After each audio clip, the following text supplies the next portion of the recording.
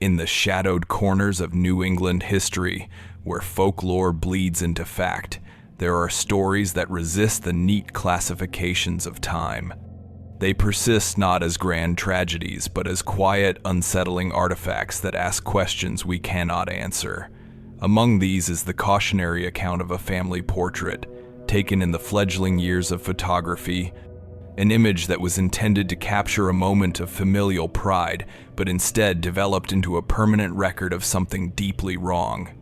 It is a chilling reminder that the lens does not always see what the eye perceives, and that some truths, once brought to light, can never again be forced back into the darkness. This is the story of the Winthrop photograph. If you are drawn to the whispers of forgotten history, and you have only just found this archive, consider subscribing to ensure you do not miss the truths we unearth together. The year was 1827, a time when the world was still learning to hold its own image.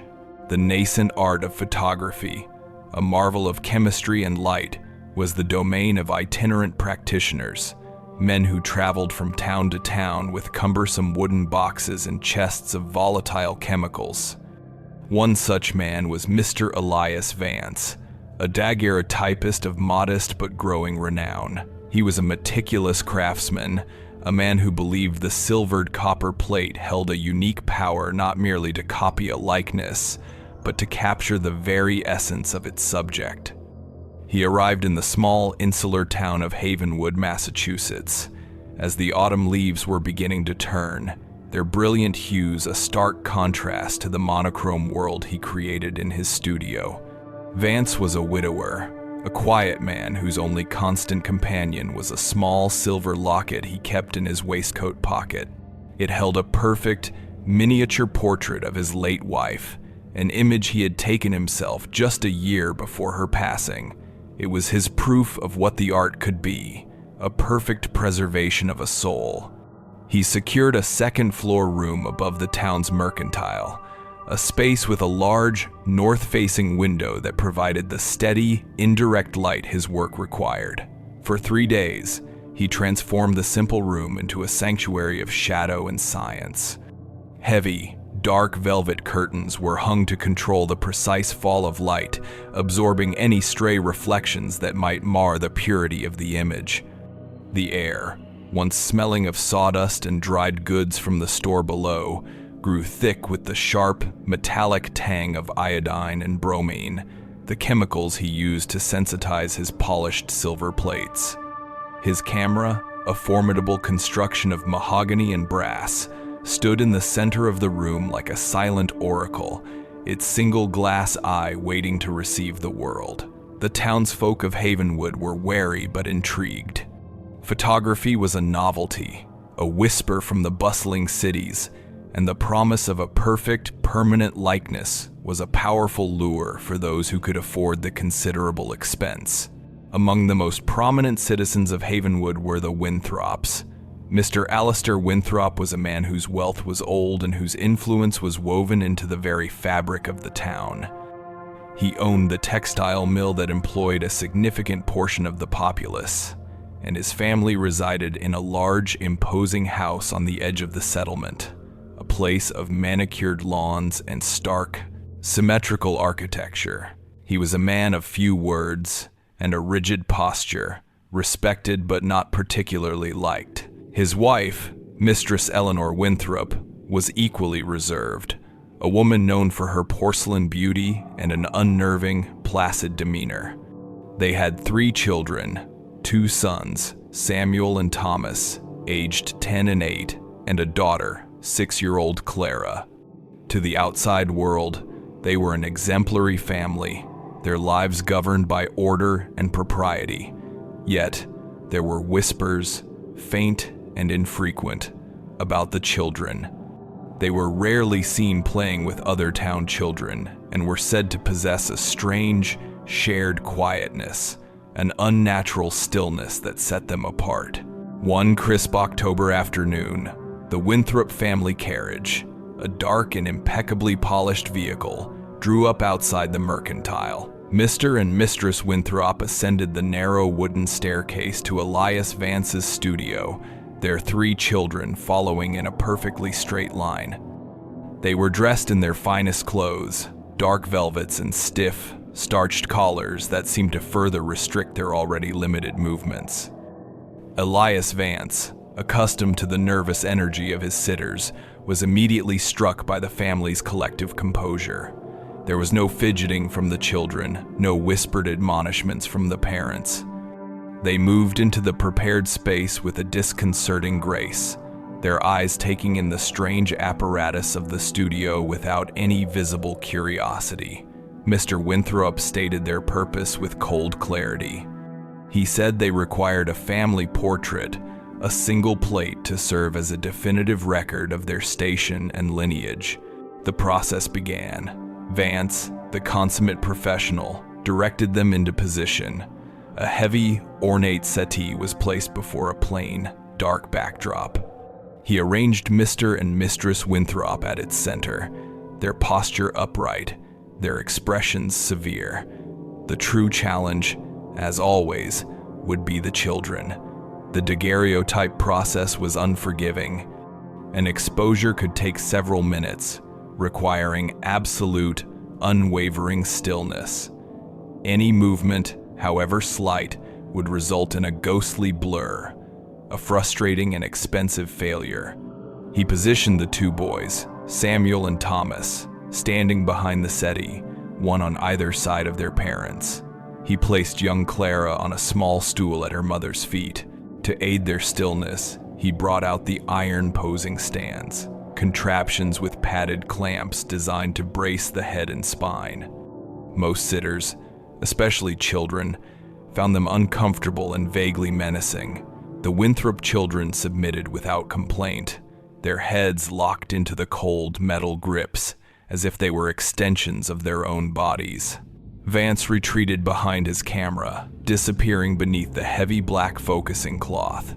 He looked through the lens, adjusting the focus until the inverted image of the family sharpened on the ground glass.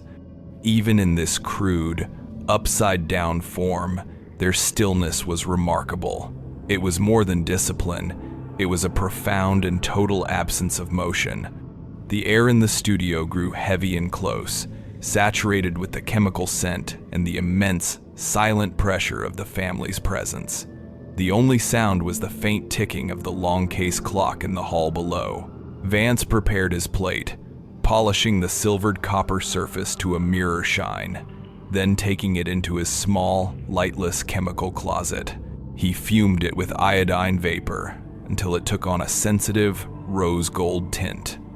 With the prepared plate loaded into its holder, he returned to the main room. He informed the family that the exposure would now begin. He told them they must not move, not even to breathe too deeply. He uncapped the lens. For 3 impossibly long minutes, the silence in the room was absolute. Vance counted the seconds in his head, his eyes fixed on the family. The light from the north-facing window bathed them in a soft, revealing glow. He watched their faces, expecting to see the telltale signs of fatigue, a twitching eyelid, a faltering posture. He saw nothing. They remained as immobile as statues, their gazes fixed on some point just beyond the camera. The children were the most unnerving. Their eyes, wide and dark, did not seem to blink. He had never witnessed such control. There was an unnatural quality to their stillness, as if they were not living, breathing children holding a pose, but rather figures expertly carved from wax. When the agonizing 3 minutes had passed, he smoothly replaced the lens cap. He told them they could relax. The family broke their pose not with sighs of relief, but with a slow, synchronous motion that was as unsettling as their previous stillness. Mr. Winthrop paid the fee in full, his movements precise and economical. He said they would wait while the plate was developed. This was an unusual request. The development process was delicate, and many photographers preferred to conduct it in private, away from the anxious eyes of their clients. But Vance, unwilling to provoke the cold man, agreed. He took the plate holder into his developing room, a small windowless space illuminated by a single dim safe light. The final stage of the process was the most dangerous. It involved heating a small bowl of mercury, causing it to release a toxic vapor. The latent image on the silver plate would only become visible when exposed to this fume. It was a moment of alchemical magic, the transformation of an invisible impression into a permanent, tangible image. He lit the small spirit lamp beneath the mercury and placed the exposed plate above it. Shielding his face, he watched through a small glass window in the fuming box. Slowly, faintly, the image began to emerge from the silvery depths of the plate. It was always a moment that filled Vance with a sense of profound wonder. First, the brightest parts of the image, the highlights, would ghost into view, followed by the midtones, and finally the deep shadows. The figures of Mr. and Mistress Winthrop resolved with breathtaking clarity. Every detail was perfect.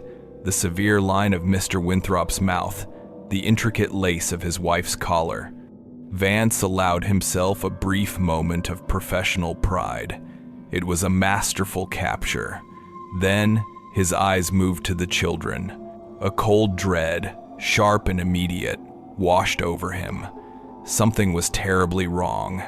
The figures of the children were not the soft blurs of movement he had feared.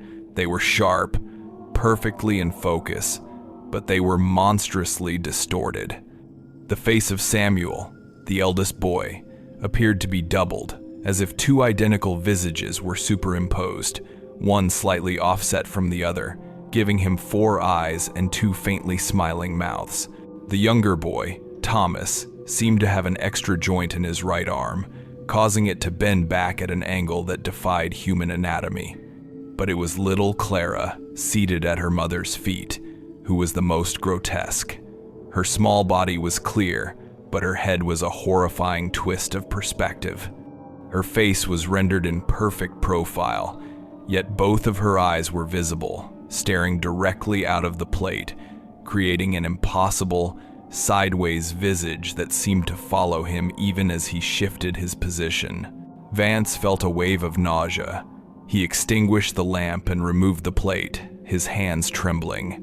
It was not a chemical flaw. He had seen fogs, blotches, and solarization, but never anything like this. This was not an error. It was a coherent, detailed depiction of an impossibility. The photograph had not simply failed to capture the children. It had actively malformed them. It had rendered them into twisted, unnatural things. He knew, with a certainty that settled deep in his bones, that this image must not be seen.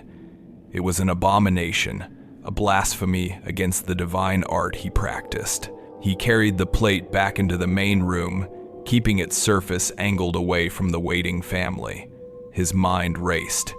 He would explain that the plate had been spoiled. A chemical reaction had corrupted the image beyond repair. He would offer to restart the entire process on another day, at no extra cost. He approached Mr. Winthrop and began to explain that there had been an unfortunate accident with the development. But before he could finish, Mistress Winthrop rose from her seat. She was preternaturally calm.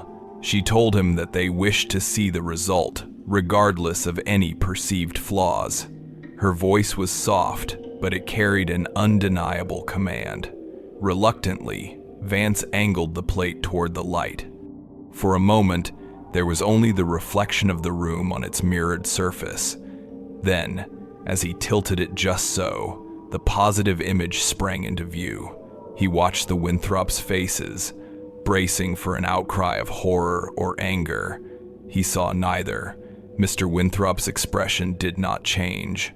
He studied the grotesque figures of his children with a detached, analytical interest. Mistress Winthrop's placid smile remained fixed, her eyes lingering on the impossible portrait of her daughter. A heavy silence descended upon the studio. It was Elias Vance who finally broke it. He told them, his voice low and strained, that the plate was a failure and must be destroyed. He insisted it was an unholy perversion of their likenesses. Mr. Winthrop turned his cold gaze from the photograph to the photographer. He said the image was satisfactory. He then informed Vance that their agreement included not only the original plate but 2 copies. Vance was aghast.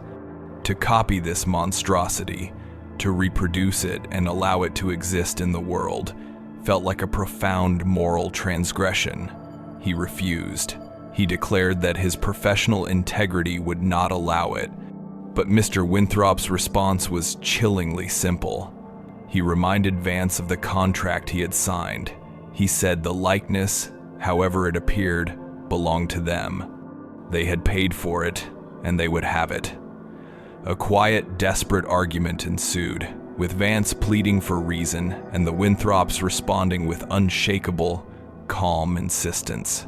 In the end, Vance was a simple tradesman, and Alistair Winthrop was a powerful man. Defeated, and with a growing sense of terror, Elias Vance made the 2 requested copies.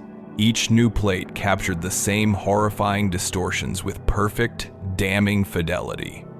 The Winthrop family departed with the original daguerreotype and its 2 replicas, leaving Vance alone in his studio, the air still thick with the lingering scent of mercury and a new, palpable sense of dread.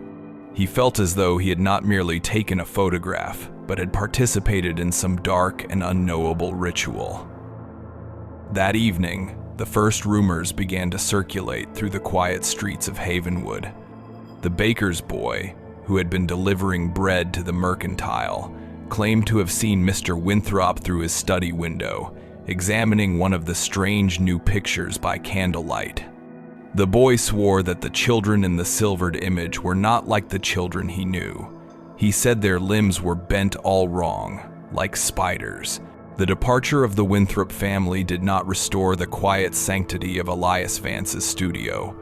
A profound unease remained, clinging to the velvet drapes and staining the chemical-scented air. He found himself unable to work, his hands unsteady, his mind replaying the sight of the developed plate. The impossible geometries of the children's forms were burned into his memory. He felt a deep, chilling conviction that he had not merely witnessed a fluke of chemistry, but had been an unwilling instrument in revealing a truth that should have remained hidden. He packed his equipment that very night, his movements hurried and clumsy. By dawn, his wagon was loaded, and he was gone from Havenwood, leaving behind nothing but an empty second-floor room and a town on the cusp of a quiet, creeping hysteria. He would later tell a colleague in Boston that he had captured not a family, but a kind of dreadful echo, a thing that wore the shape of children but was fundamentally other. The seeds of that hysteria were planted in the town's most respectable circles. It began, as such things often do, under the guise of social propriety. Mistress Eleanor Winthrop, in a display of what appeared to be maternal pride, showed one of the copied daguerreotypes to the members of her weekly sewing circle. The gathering was held in the parlor of Mistress Beatrice Croft, the wife of the town pastor, a room of dark wood, stern portraits of ancestors, and the faint, sweet scent of dried lavender. The ladies of Havenwood, their fingers busy with needlepoint and their minds sharp with social calculation, gathered around to see the much-discussed marvel of a photographic likeness. Mistress Winthrop presented the silvered plate with her usual unnerving placidity. She said it was a remarkable testament to modern science, a perfect preservation of her dear children. At first, they saw only a reflection of the candlelit parlor, their own faces peering back from the mirrored surface. Then, as Mistress Croft angled the plate to catch the light just so, the positive image materialized, a ghostly tableau of gray and silver. There was a collective intake of breath. The figures of Mr. and Mistress Winthrop were undeniably perfect, their severe expressions captured with a clarity that was almost lifelike. But the children, The ladies fell silent, the rhythmic stitching of their needles coming to a halt. They stared at the impossible forms captured on the plate. They saw the doubled visage of the eldest son, the unnaturally bent arm of the second. They saw the horrifying, sideways face of young Clara, her two eyes staring out from a head rendered in profile. They did not know what to say. To express horror would be a grave insult to Mistress Winthrop. To praise the image would be a lie so profound it felt like a sin. Mistress Croft, a woman practiced in navigating social difficulties, was the first to speak. She remarked on the incredible detail of the clothing, the way the light fell so beautifully on the velvet. Others followed her lead, offering vague, faltering compliments about the clarity of the image, all while carefully avoiding any direct mention of the children's appearances. Mistress Winthrop accepted their comments with a serene smile, seemingly oblivious to the tension that had seized the room. She allowed them each to hold the plate, to study it for themselves. The experience was deeply unsettling. The photograph was not a static object. As the candlelight flickered across its polished surface, the distortions seemed to shift and deepen. One woman swore that the number of fingers on Samuel's hand seemed to change as she tilted the plate. Another felt a wave of vertigo as she looked into Clara's impossible eyes, feeling as if the image were trying to pull her in. When the sewing circle disbanded, the whispers began in earnest. The story of the grotesque photograph spread from parlor to parlor, from kitchen to storefront. It became the town's central, obsessive secret. The initial belief that Elias Vance was a charlatan, a clumsy practitioner who had spoiled the plate, quickly faded. The perfection of the parents' portraits was proof of his skill. This was something else. This was a flaw not in the process, but in the subjects themselves. The photograph had not lied. It had told a truth too terrible to comprehend. The very copies that the Winthrops had demanded became agents of this terrifying revelation. A second copy, displayed on the mantelpiece in the Winthrop home, was seen by the town's physician, Dr. Elias Croft, brother of the pastor. He later confided in his brother that the distortions in that image seemed even more pronounced than those described by the ladies of the sewing circle. He claimed the children's limbs appeared elongated, their features more blurred and indistinct, as if they were slowly losing their claim to a stable, human form. This notion, that each copy was a further degradation, a deeper descent into monstrosity, took root in the town's collective imagination. The photograph was no longer just a picture, it was a contagion. It suggested that the wrongness of the Winthrop children was an active, mutable force, something that could grow and fester even within a still image. This fear was compounded by the fact that, in person, the children appeared entirely normal. They were seen, on rare occasions, accompanying their mother to the mercantile or sitting silently in the family pew at Sunday service. Their posture was perfect, their movements graceful. To the casual observer, they were beautiful, well-behaved children. But now, the townspeople looked at them with new, suspicious eyes. They searched for the slightest hint of the deformities captured on the plate. They found none, and this absence was, in its own way, more terrifying than any visible proof. It implied the photograph could see something the naked eye could not, a hidden corruption lurking just beneath the surface of reality. The most disturbing testimony came from Mistress Abigail Finch, the town seamstress. She was a pragmatic, no-nonsense widow in her late 40s, a woman whose entire livelihood depended on the precise and unchanging measurements of the human form. Her reputation was built on her meticulous accuracy. One Tuesday morning, she was summoned to the Winthrop house to take measurements for a new set of formal attire for the children. She recounted the experience later to her sister, her voice hushed with a mixture of professional indignation and genuine fear. The Winthrop home, she said, was unnaturally quiet. the air inside still and cold, despite the fire in the hearth. The 3 children stood before her in the drawing room, their mother watching with that same placid, unreadable expression. Mistress Finch began with young Clara. She knelt before the girl, her familiar cloth measuring tape in hand. The child was as still as a doll, her skin cool to the touch. The seamstress worked efficiently, calling out the numbers for her notes. The shoulder width, the length of the arm, the circumference of the waist. Everything was as it should be. Yet, she could not shake a feeling of profound wrongness. She told her sister that holding the girl's arm felt like holding a bundle of reeds, a collection of thin, separate things loosely bound together. There was a subtle, almost imperceptible vibration beneath the skin, a faint thrumming that did not feel like a human pulse. She dismissed it as a trick of her nerves and completed her work with the 2 boys, who exhibited the same unnerving stillness and the same strange, tactile quality. She returned to her shop and spent the next 3 days sewing.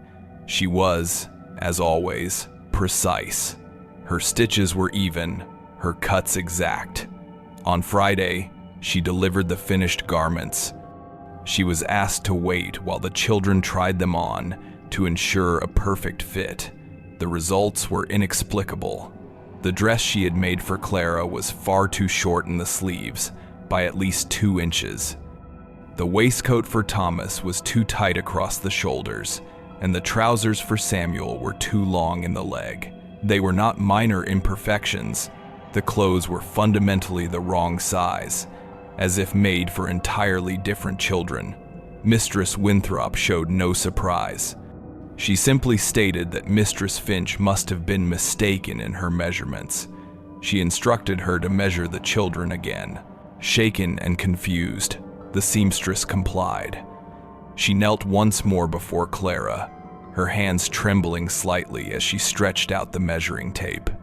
Her professional pride was stung, but a deeper, colder fear was beginning to dawn.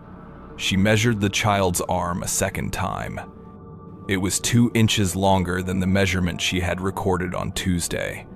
She measured again, convinced she had made a mistake. The number was the same. She proceeded to measure the boys and found similar discrepancies.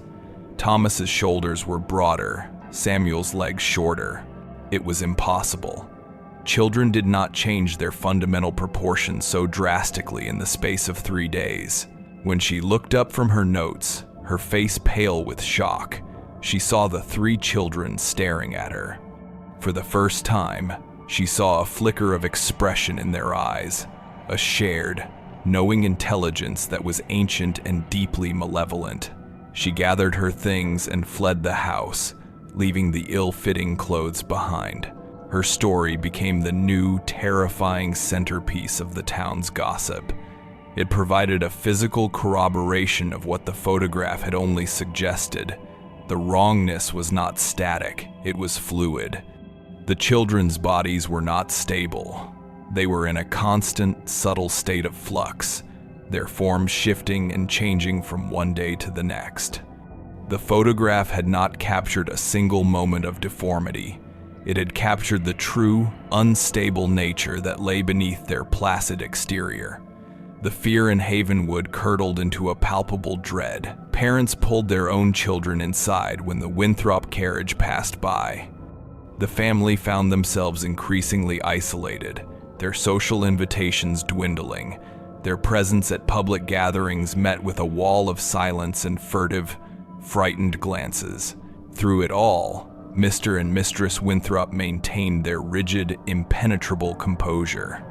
Their refusal to acknowledge the strangeness, to offer any explanation, was seen by the townsfolk as the ultimate proof of their complicity. They were not the parents of afflicted children. They were the custodians of something monstrous. The situation could not hold. The quiet panic was building toward a crisis, and the community felt a desperate, collective need for an answer, for an authority that could either explain away their fears or give them a name. It was this rising tide of dread that led Pastor Croft to write a letter to a colleague in Boston, a man of science known for his methodical investigations into medical anomalies. A formal inquiry was needed. A physician was summoned, a man who, it was hoped, could bring the cold light of reason to bear on the encroaching shadows in the house of Winthrop. The summons from Havenwood reached Dr. Abraham Carlyle in the third week of November, a time when the city of Boston was steeling itself for the coming winter. Dr. Carlyle was a man in his late 50s, a physician whose reputation was built not on revolutionary cures, but on his unwavering commitment to empirical observation. He was a creature of the Enlightenment, a firm believer in reason, measurement, and the power of the human intellect to dissect and understand any mystery the natural world might present. He had a particular interest in congenital disorders and had published several respected monographs on the subject. The letter from Pastor Croft was carefully worded, speaking of a familial affliction and anomalous physical characteristics that had become a source of profound distress within his congregation. It mentioned the strange photograph only in passing, describing it as a catalyst for local superstition. Intrigued by the prospect of a genuine medical puzzle, and perhaps a touch flattered by the appeal to his expertise, Dr. Carlyle packed his medical bag, his journals, and a small, brass-bound case of drafting instruments and set out for the isolated town. He arrived in Havenwood on a cold, gray afternoon, the sky the color of slate and the bare branches of the trees clawing at the wind. The town felt subdued, its inhabitants moving with a certain grim purposefulness, their faces closed against the weather, and it seemed against him. He was met by Pastor Croft, a man whose anxious demeanor stood in stark contrast to his clerical collar. The pastor escorted him to the local inn, and over a meager meal of salted pork and stale bread, he recounted the events of the past several weeks. Dr. Carlyle listened with a patient, professional skepticism. He heard the story of the daguerreotype, the unsettling reports from the sewing circle, and the seamstress's bizarre account of the shifting measurements. He dismissed most of it as predictable hysteria, the kind of folk panic that could easily take root in a small, insular community when confronted with something outside its experience. He stated his belief that the children likely suffered from a known, if rare, genetic condition, and that the photograph was a simple, albeit dramatic, technical failure. He assured the pastor that a thorough physical examination and a calm, rational inquiry would almost certainly demystify the situation. The next morning, Dr. Carlyle, accompanied by the pastor, made his way to the Winthrop house. The imposing structure seemed to absorb the weak morning light, its windows like vacant eyes staring out over the frost-covered lawn. They were met at the door by Mr. Alistair Winthrop himself. He was as cold and unyielding as the November air, his posture ramrod straight, his expression a mask of stern indifference. He did not extend a hand in greeting. He simply informed Dr. Carlyle that he had consented to this examination solely to put an end to the disruptive gossip that had taken hold of the town. He said he expected the doctor's findings to be swift, professional, and, above all, discreet. He then led them into the main parlor, a room dominated by a large, unlit fireplace and the oppressive silence of a tomb. Mistress Eleanor Winthrop was seated by the window, her hands folded in her lap, her placid smile never wavering. The three children stood in a line before the hearth, perfectly still, their dark eyes fixed upon the visiting physician. Dr. Carlyle began his work with the methodical calm that had defined his career. He set his leather bag on a polished mahogany table and began to lay out his instruments: a stethoscope, a reflex hammer, calipers, and his finely ruled measuring tapes. He decided to examine each child individually in an adjoining study, a small, book-lined room that afforded some measure of privacy. He started with the eldest son, Samuel. The boy followed him without a word, his movements fluid and unnervingly silent. The doctor asked him a series of standard questions about his health, his sleep, his diet. The boy's answers were brief, monosyllabic, his voice a flat, emotionless monotone. Dr. Carlyle noted a faint, almost imperceptible lisp, but nothing more. He then began the physical examination. He measured the boy's height and weight, the circumference of his head, the length of his limbs. The numbers were all within the normal range for a boy of 10. He checked his reflexes, which were present but sluggish. He examined his eyes, his ears, his throat. He found nothing out of the ordinary. Then he placed the cold, bell-shaped end of his stethoscope against the boy's chest. He frowned. The heartbeat was irregular, but not in any way he had ever encountered. It was not a flutter or a murmur. It was a strange, layered cadence, a primary steady beat overlaid with a series of faster, fainter echoes, as if multiple hearts were beating within the same small chest, slightly out of sync. He moved the stethoscope across the boy's torso, and the sound persisted, a complex, polyrhythmic thrumming that seemed to emanate from the boy's entire body. He recorded the phenomenon in his journal, describing it as a percussive resonance of unknown origin. He proceeded to examine the other two children, Thomas and Clara, and the findings were identical. Each child appeared physically normal in every measurable way, yet each possessed the same inexplicable, echoing heartbeat. The sound was deeply unsettling, a biological impossibility that defied every principle of anatomy he had ever studied. It was the first crack in the foundation of his rationalism. His unease deepened when he attempted to create a more permanent, objective record of their physical features. Dr. Carlyle was a skilled draftsman, and he often made detailed anatomical sketches to supplement his written notes. He believed that the trained hand and eye could capture subtleties that mere numbers could not. He had the children sit for him, one by one, and began to sketch their profiles in his journal with a fine-nibbed pen and India ink. The children were perfect subjects, their stillness absolute.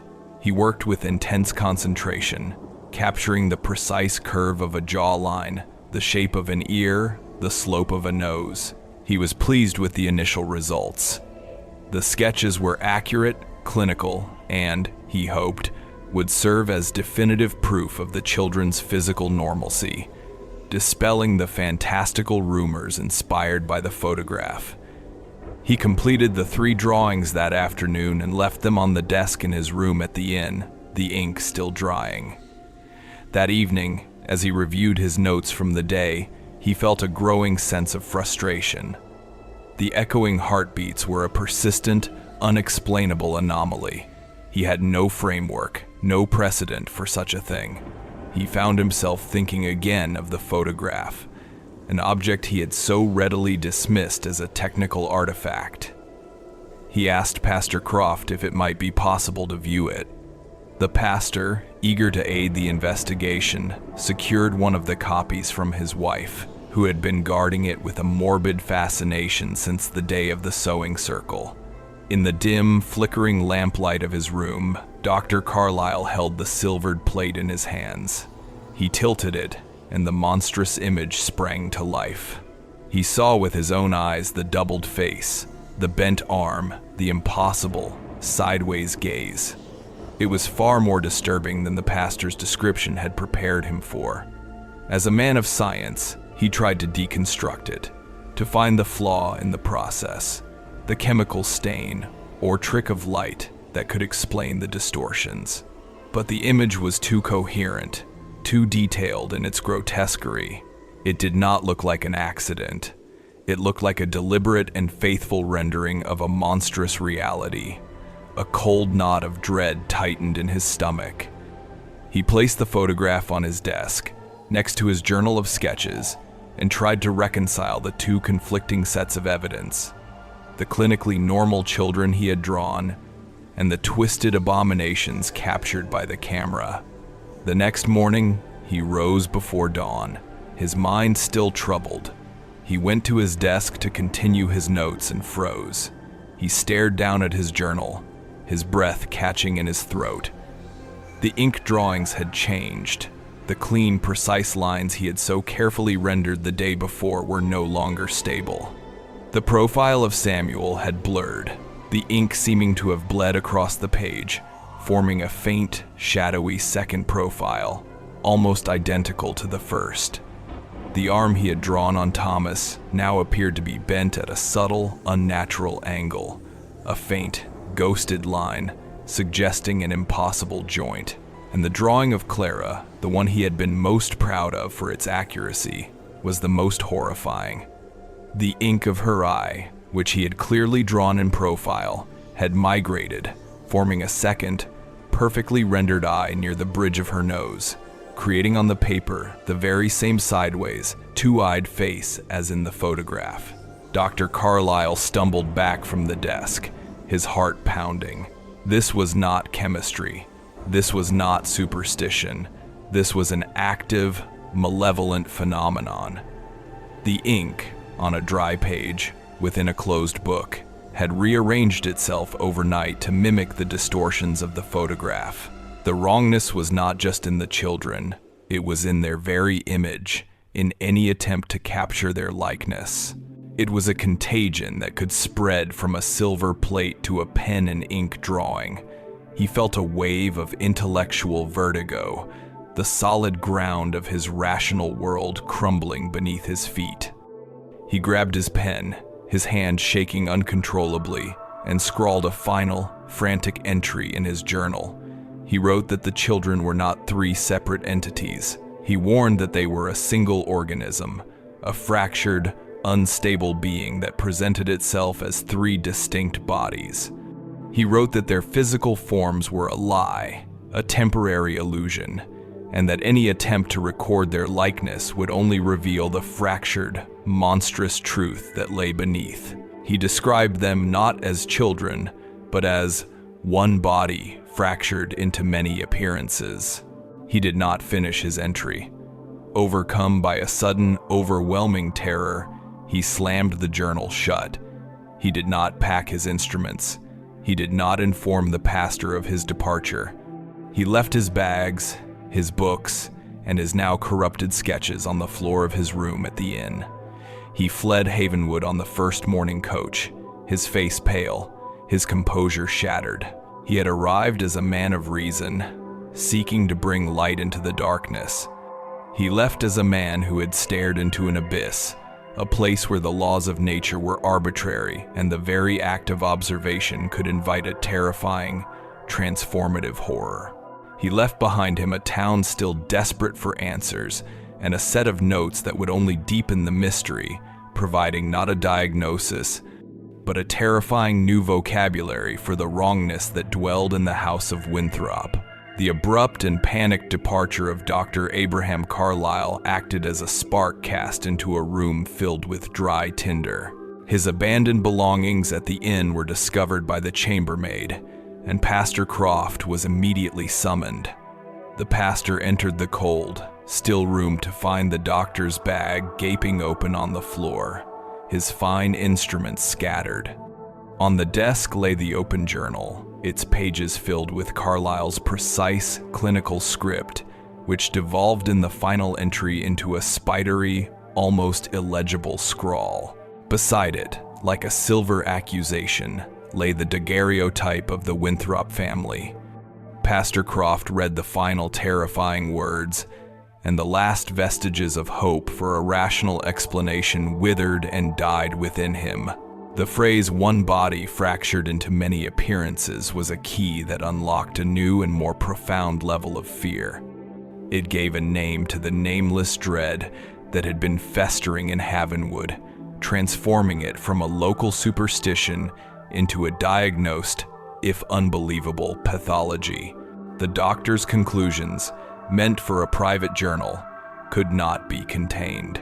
Pastor Croft, a man already burdened by the spiritual anxieties of his flock, shared the horrifying entry with the town magistrate, and from there, the words bled into the public consciousness. The blacksmith heard it from the magistrate's clerk. The baker's wife overheard the pastor's wife weeping as she recounted the story. Within a week, the doctor's clinical assessment had become a piece of feverish folklore, a chilling, authoritative confirmation of the town's worst fears. The Winthrop children were not merely afflicted, they were a collective entity, a single, monstrous soul, wearing 3 separate bodies as a disguise. The knowledge changed everything.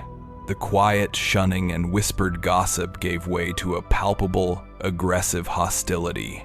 The Winthrop family was no longer a subject of morbid curiosity. They were a perceived threat, a contagion that endangered the sanctity of every other family in Havenwood. The Winthrops reacted to this shift with a stark and silent finality. One morning, the town awoke to find the great house on the hill had sealed itself off. Every window on the ground floor was covered from the inside with heavy wooden shutters, their slats closed so tightly that not a sliver of light could escape. The grand front door, usually polished to a high sheen, remained closed. The milkman, arriving for his daily delivery, found the previous day's bottle still on the porch, untouched and beginning to freeze. Deliveries of groceries and mail were similarly ignored. The carriage remained in the carriage house, the horses untended. The family had severed all ties with the outside world, entombing themselves within their own home. This act of isolation, likely intended as a defensive measure, was interpreted by the townsfolk as an admission of guilt, a confirmation of the monstrous secret they were hiding. The house ceased to be a home and became a monument to the town's fear, a dark, silent box that contained an unknowable horror. As the days shortened and the first snows of winter began to fall, a grim ritual developed. Small groups of men would gather at dusk, their faces grim in the fading light, and walk to the edge of the Winthrop property. They would stand there for hours in the biting cold, watching the shuttered house for any sign of life. They were driven by a morbid need to see, to understand, but also by a primal, protective instinct. One of the most steadfast watchers was Mr. Jedediah Thorne, the town blacksmith. He was a large, practical man, not given to flights of fancy, a man whose hands were calloused from the tangible realities of hammer and forge. His fear was not for himself, but for his own 2 young daughters, and this fear made him resolute. He believed, with the certainty of a zealot, that the presence of the Winthrop family was a blight upon the land, a sickness that could spread. For weeks, their vigil yielded nothing. The house remained as silent and inert as a stone. But then, one evening in early December, something was seen. A boy, who had climbed a tall oak tree at the edge of the property for a better vantage point, cried out and nearly fell from his perch. He directed the men's attention to a single, second-floor window, one whose shutters had apparently been left slightly ajar.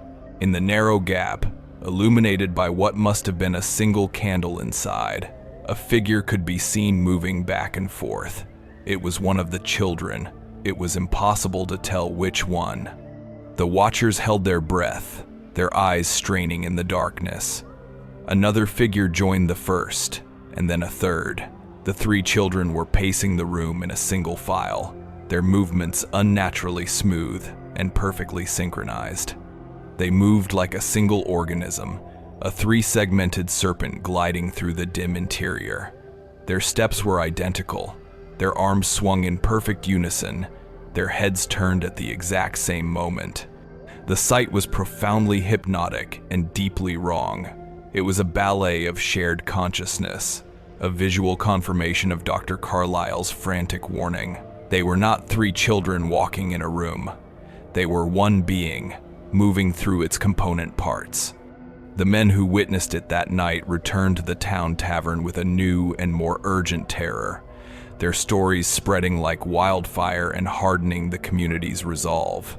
The turning point came during the week of the winter solstice, the longest and darkest night of the year. A fierce blizzard descended upon Havenwood, burying the town in a thick blanket of snow and isolating it completely.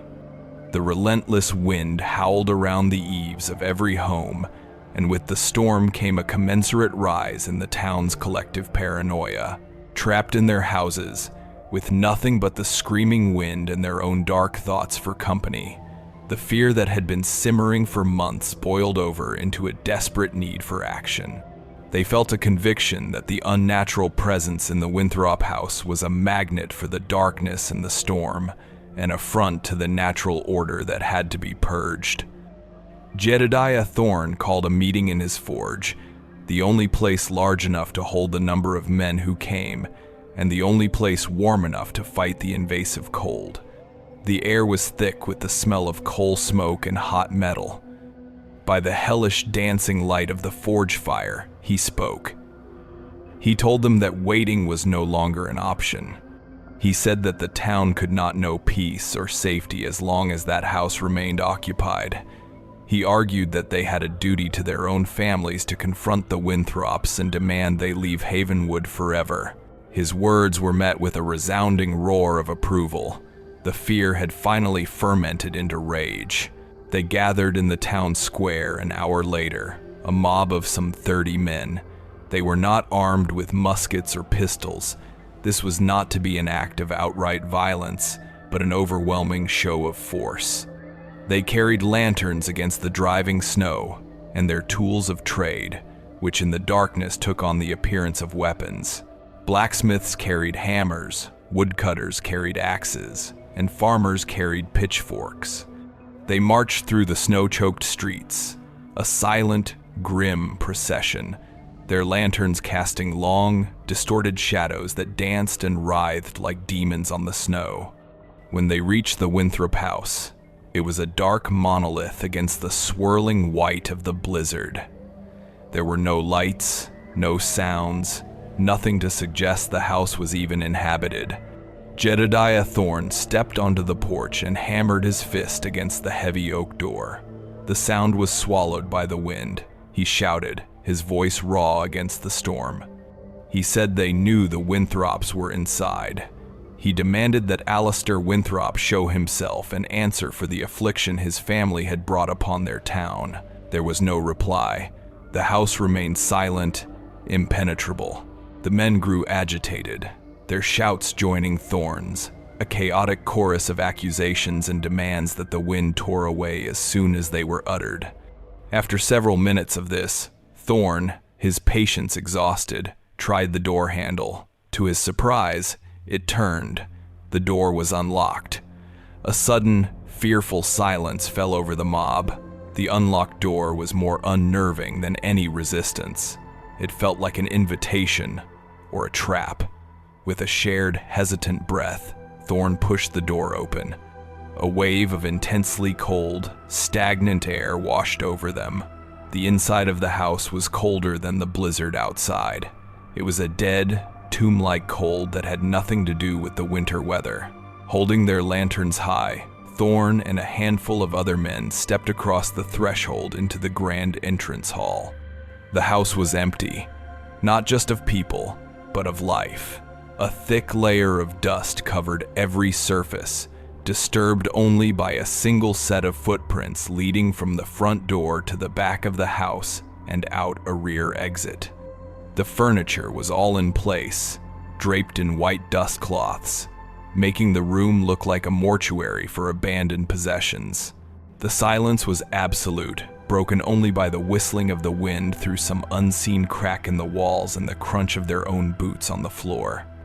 They moved from room to room, their lantern light cutting through the oppressive darkness. The kitchen was clean, the pantry bare. The upstairs bedrooms were tidy, the beds made, the wardrobes empty. The family was gone. They had vanished, leaving almost everything they owned behind. It was in the grand parlor, the room where the family had once received guests, that they made the final, horrifying discovery. The room was filled with the discarded photographs. They were everywhere. The original daguerreotype and its 2 copies lay shattered on the floor. The silver plates cracked and the glass covers smashed. But there were dozens of others, paper copies of the original image, a technology that was still new and expensive. They were scattered across the floor like dead leaves. They were pinned to the velvet curtains with sewing needles.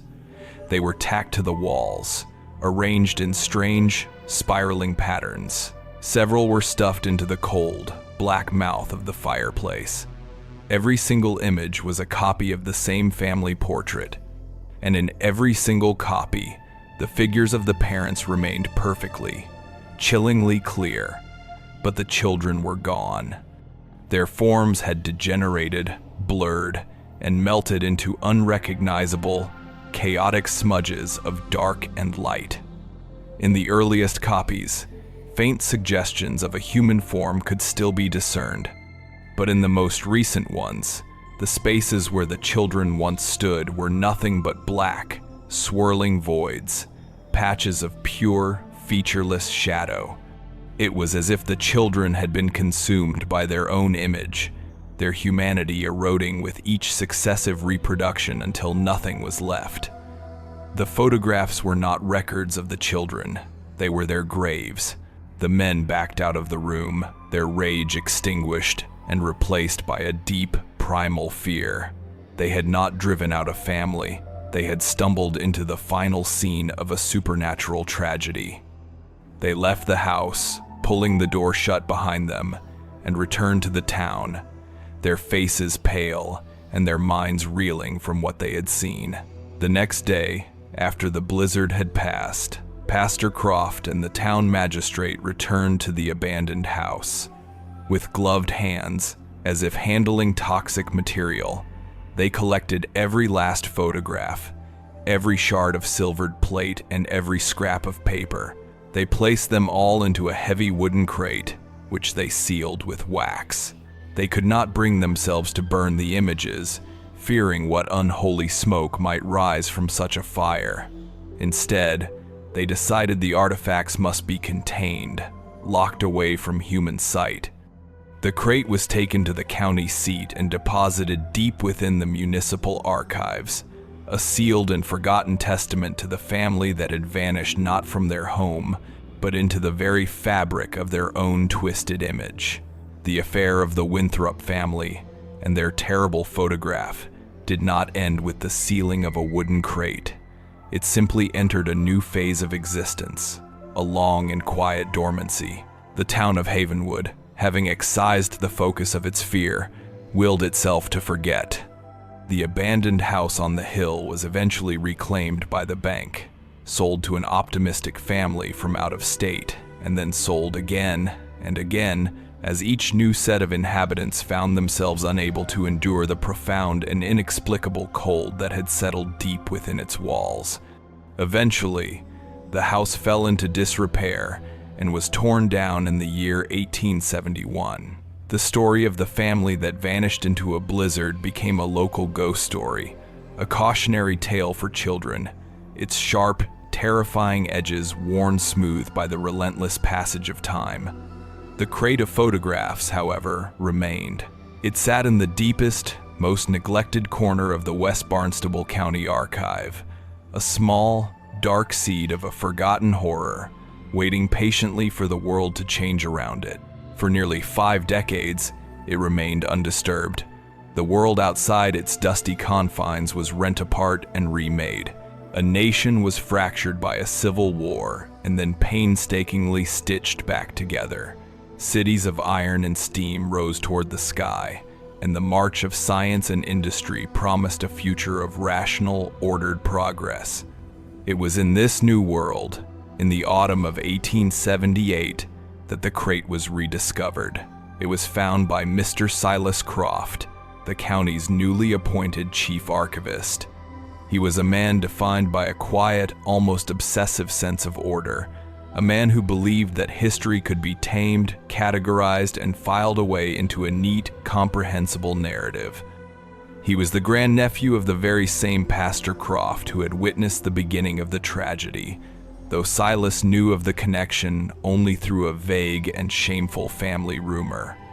Mr. Croft had a habit of constantly cleaning his spectacles with a small square of chamois cloth, as if the world's persistent smudges and imperfections were a personal affront to him.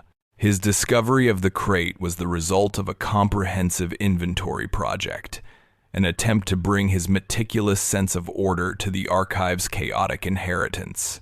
He found it beneath a stack of decaying colonial-era tax ledgers, its wooden sides covered in a thick, felt-like layer of dust.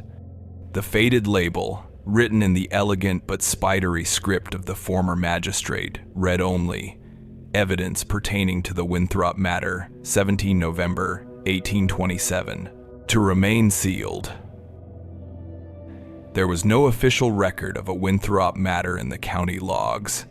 The lack of a proper file, the dramatic and unusual instruction to keep it sealed, and the strange, informal nature of the label all pricked at Silas Croft's professional sensibilities. It was a loose thread in the historical tapestry he was trying so meticulously to weave. He felt it was his duty to investigate, to categorize this forgotten anomaly and place it within its proper context. He had the crate brought to his private study, a small, cloistered room at the back of the archive, lit by a single, green-shaded gas lamp. The air in the room was always cool and smelled of aging paper, bookbinder's glue, and the faint, sweet scent of decaying leather. With a small pry bar, he carefully broke the brittle, wax seals, the cracking sound unnaturally loud in the profound silence. He lifted the heavy wooden lid. Inside, nestled in a bed of yellowed cheesecloth, lay the collected artifacts of the Winthrop family's disappearance. He saw the shattered shards of the original silvered plates, their mirrored surfaces dark and clouded with tarnish. He saw the dozens of paper prints, their edges curled, their surfaces stained with age and moisture. And he found a thin, leather-bound journal, which he immediately recognized as the casebook of Dr. Abraham Carlyle, a man whose later work on neurological disorders Silas had studied and admired. He read the doctor's account first, his initial academic curiosity slowly curdling into a cold, creeping dread. With gloved hands, Silas then turned his attention to the photographs themselves. He carefully pieced together the fragments of one of the original daguerreotypes on a piece of black velvet, the way one might reassemble a shattered bone. The images of Alistair and Eleanor Winthrop were still perfectly, unnervingly clear, their severe faces staring out from the past with an untarnished intensity. But the spaces where the children had been were no longer the black, featureless voids the men of Havenwood had described. The image had not faded or decayed further. It had changed. It had continued to develop over its 5 decades in the dark. Where the chaotic blurs had been, new forms had resolved. The figures of the 3 children were now larger, clearer, and pressed forward in the frame, as if they had taken a step closer to the lens. Their faces were more distinct, but they were monstrous. The features were not human. They were a horrifying amalgam of insectoid and avian characteristics, rendered with the shocking clarity of a scientific illustration. Samuel's doubled visage had sharpened into a head with multifaceted, compound eyes, and a mouth that opened sideways like the mandibles of a beetle. Thomas's unnaturally bent arm was now clearly a jointed appendage ending not in a hand, but in a cruel, chitinous talon.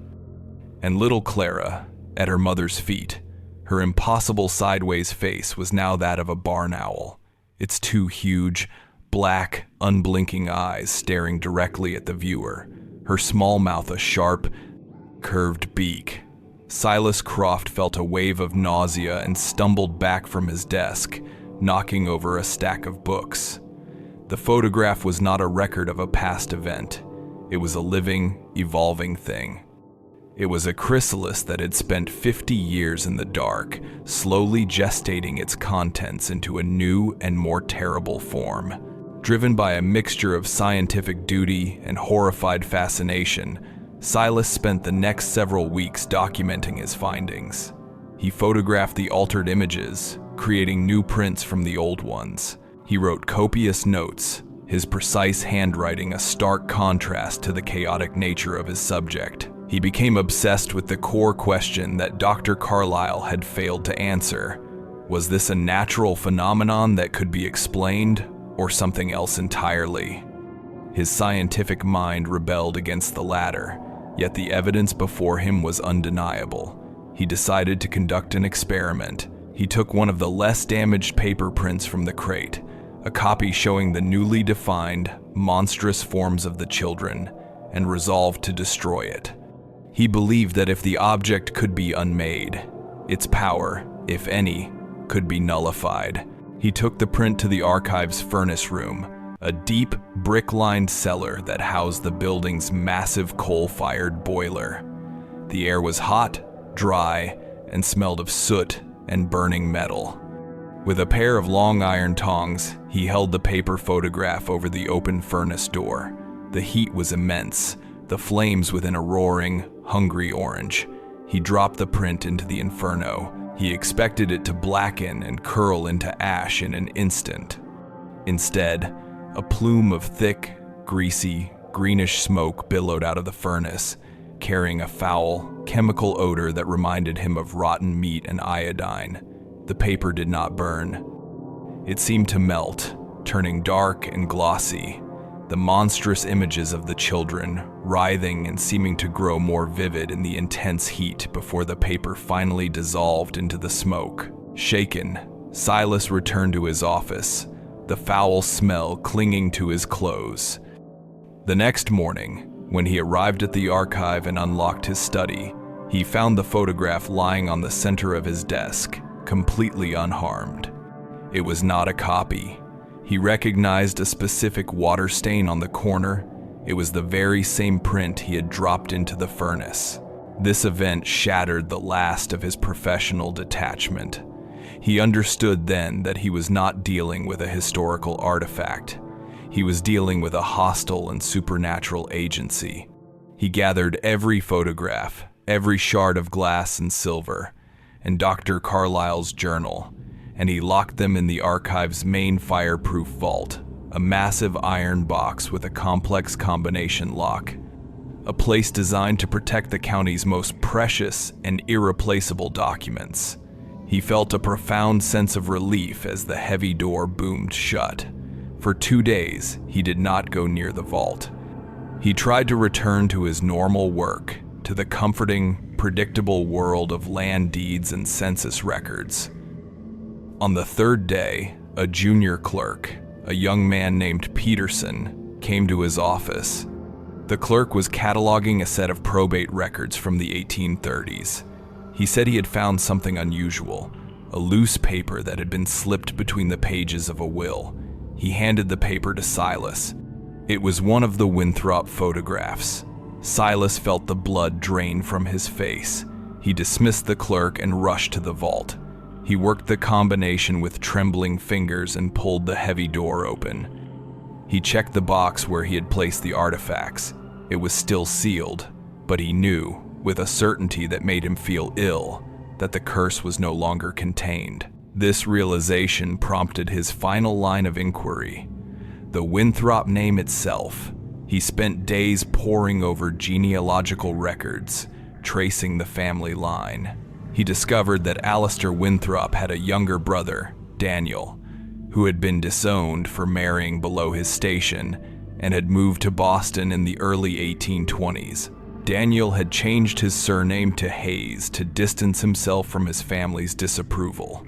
The Hayes family had prospered. Silas traced them through the generations to the present day, to a Mr. Julian Hayes, a wealthy shipping merchant living in a respectable neighborhood on Beacon Hill. Julian Hayes was Alistair Winthrop's great-grandnephew. Driven by a desperate need to know if the affliction was tied to the blood, Silas Croft composed a careful, professional letter to Julian Hayes. He wrote that the archive was processing some old family documents and requested a meeting to discuss a potential matter of inheritance. Hayes, a proud man, keenly aware of his lineage, at least the Hayes part of it, agreed. Silas traveled to Boston, carrying with him a single, sealed envelope containing one of the less grotesque, but still subtly wrong, paper copies. Julian Hayes was a robust, confident man in his late 40s, the very picture of modern prosperity. He received Silas in a study filled with maritime charts and expensive furniture. When Silas finally revealed the true nature of his visit, showing Hayes the photograph and explaining its connection to the Havenwood Winthrops, the man's demeanor changed instantly. His face darkened with anger. He said that the Havenwood branch of the family was a source of deep shame, a story of madness and inbreeding that his grandfather had warned him about. He denied any connection, any shared blood, and demanded that Silas leave his home. But Silas, now in the grip of his obsession, did not leave. His eyes were drawn to the mantelpiece. Upon it, in a heavy, ornate silver frame, was a modern family portrait of Julian Hayes, his wife, and their 2 young children, a son and a daughter. It was a beautiful albumen print, the subjects captured with the crisp, clear focus of the latest photographic technology. Silas asked if he could look at it more closely. Hayes, wanting only to be rid of the man, gestured impatiently for him to do so. Silas picked up the heavy frame and held it under the light. At first, everything seemed perfect, but then his practiced, terrified eyes found it. It was a tiny, almost imperceptible flaw. His son, a boy of about 10, had a faint shadow next to his mouth, a subtle blurring of the lips that suggested the ghost of a second, superimposed image. And his daughter, a girl of about 6, stood slightly in front of her mother. One of her eyes, captured in perfect, sharp focus, was staring directly at the camera. But the other, half hidden by the angle of her face, was not. It was rendered in perfect profile, its pupil fixed on her brother. It was the same impossible, sideways gaze. The curse was in the blood. The camera had not created it. It had only ever revealed what was already there, waiting in the flesh, passed down through generations, dormant until the moment a lens was opened, a plate was sensitized, and the light was allowed to fall just so. Silas Croft placed the photograph back on the mantelpiece and departed without another word, leaving a horrified Julian Hayes to stare at the portrait of his own twisted offspring.